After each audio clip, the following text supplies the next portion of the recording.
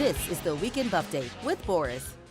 Welcome to Weekend Buffdate. I'm Boris. Buff is stuck in a pose-off with what he doesn't realize is a statue. Let's get to this week's wrestling news. Braun Strowman won Money in the Bank this week, an event which features some of the most painful possible experiences a human can endure, such as listening to Aiden English rap.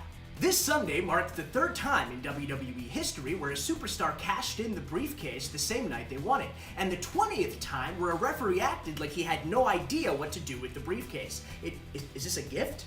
Is this a baby? A nuclear football? Is there real money in here? You know, it's just so typical. WWE harps on and on about the women's evolution, and meanwhile they've got some fake blonde, dopey jobber as Smackdown Women's Champion. On Raw, Constable Corbin followed in the footsteps of other great balding authority figure sidekicks like Corporate Kane and Chief Morley, which means he'll either end up like this or like this. Good luck, Constable. Alexa Bliss is once again the WWE Women's Champion. The self-proclaimed goddess joins the pantheon of wrestling mythology, including the wrestling god, Hercules, Zeus, Mantar, and of course, the godly Gooker.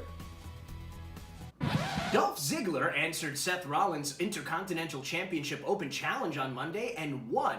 Ziggler decided to do the match after he failed to sell a single ticket to the stand-up open mic at Lenny's Goof Garage.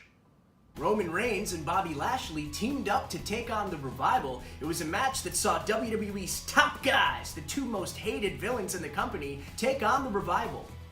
Well, Smackdown this week featured a Melibration as well as a Cassassination.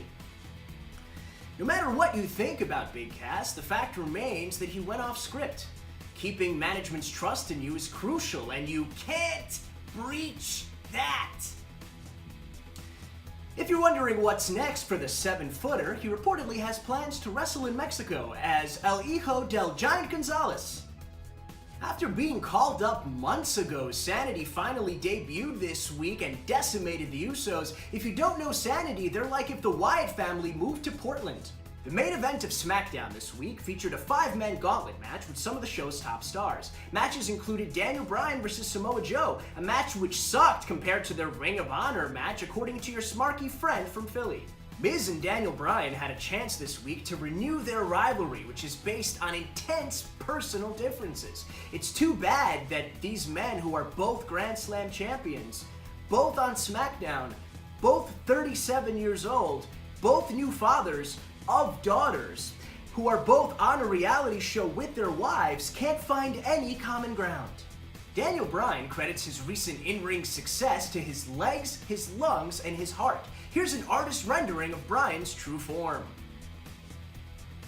AJ Styles announced that he's going to play a fan in a WWE 2K19 contest where the winner gets $1 million and the loser gets a phenomenal lecture about how gravity doesn't exist. The WWE announced NXT UK as a separate brand, which gives fans a great chance to see all the hot, up-and-coming wrestling chants that I'll never understand.